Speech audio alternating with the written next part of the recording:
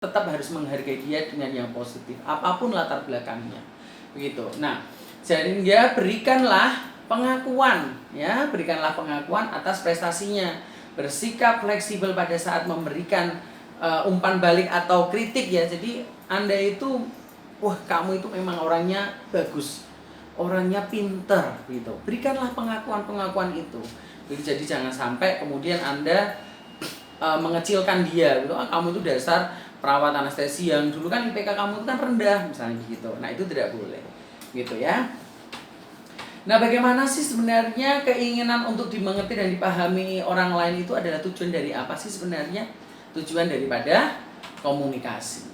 Nah, sehingga komunikasi empati itu dapat dibangun dari komunikasi yang efektif, ditambah rasa peka atas atau akan sesuatu yang dialami atau dirasakan oleh orang lain. Itu adalah empati, komunikasi empati.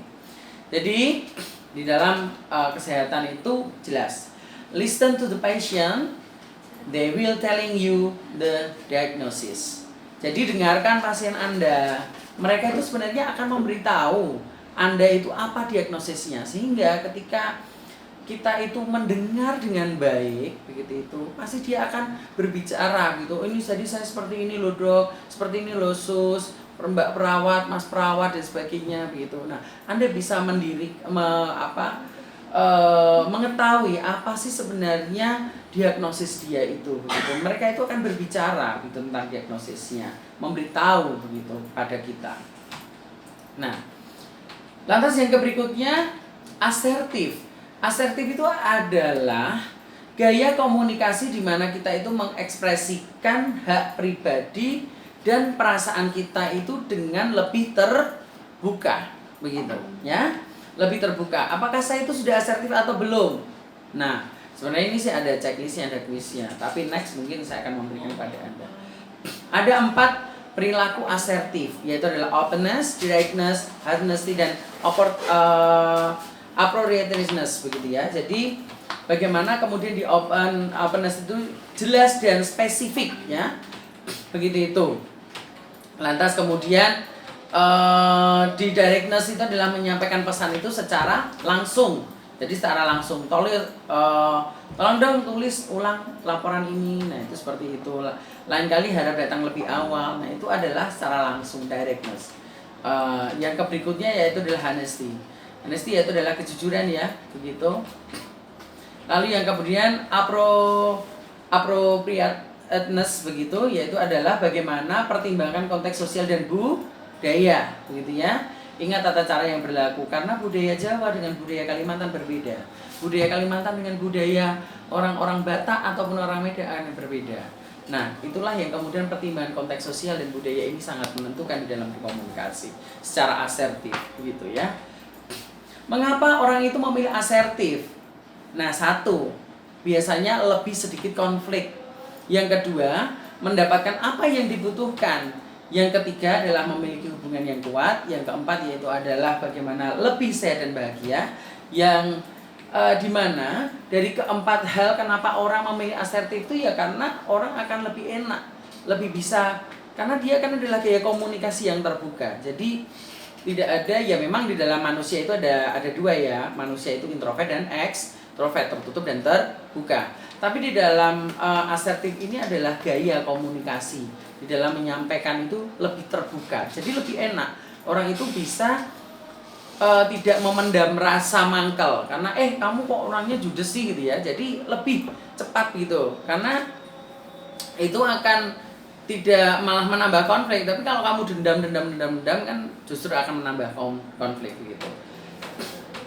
Yang berikutnya di dalam komunikasi interpersonal itu ada 4 kuadran, yaitu adalah I am okay, you are not okay, atau kemudian I am okay, you are okay, atau I am not okay, you are okay, atau I am okay, you are not okay, begitu. Nah, ini adalah 4 kuadran ini, di mana kita harus memposisikan, begitu. Nah, yang memposisikan yaitu adalah ketika kita oke, Anda juga oke. Jadi jangan sampai ini kan saya perawat anestesi, itu kan cuma mbok sari jembakule tempe, misalnya begitu. Biasalah nanti GA-nya dikasih yang 50% aja misalnya begitu, sehingga masih agak-agak sedikit sadar, ya jangan begitu. Jadi tentunya bagaimana kemudian kita membangun komunikasi itu tanpa harus melihat latar belakang. Jadi yang terbaik yaitu adalah I am okay, I am not okay, I am okay, you are okay. Dan di dalam unsur keterampilan interpersonal, kita lihat di dalam unsur keterampilan interpersonal ada beberapa hal, ya. Ada 5 hal yang harus kita perhatikan. Yang pertama adalah kepekaan, membaca situasi. Yang kedua adalah keterampilan mendengarkan. Yang keempat adalah menegaskan. Yang ketiga adalah menegaskan. Yang keempat adalah bekerja sama menyelesaikan masalah. Yang kelima yaitu adalah menyelesaikan konflik. Nah, nih tips meningkatkan efektivitas interpersonal. Jangan menghakimi, itu yang pertama. Jangan judge orang. Jangan menghakimi orang. Tapi tentunya Anda itu lebih bisa menerima apapun daripada orang itu. Karena tidak semuanya orang itu sesuai dengan ekspektasi Anda.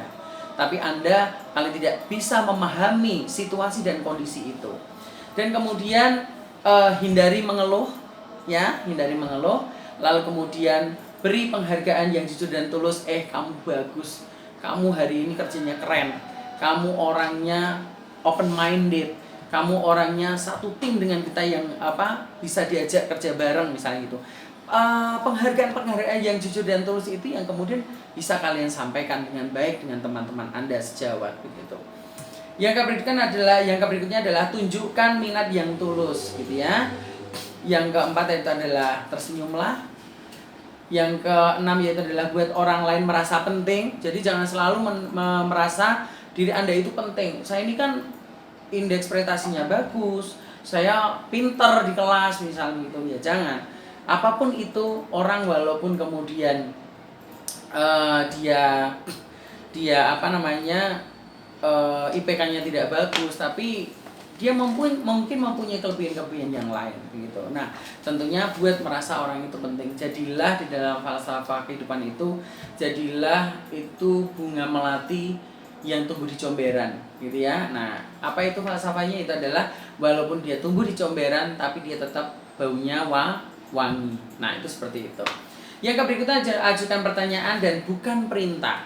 Apapun saja, minta tolong, terima kasih begitu ya. Itu harus kalian budayakan dengan hal itu begitu ya. Jadi jangan sampai kemudian memberikan statement yaitu adalah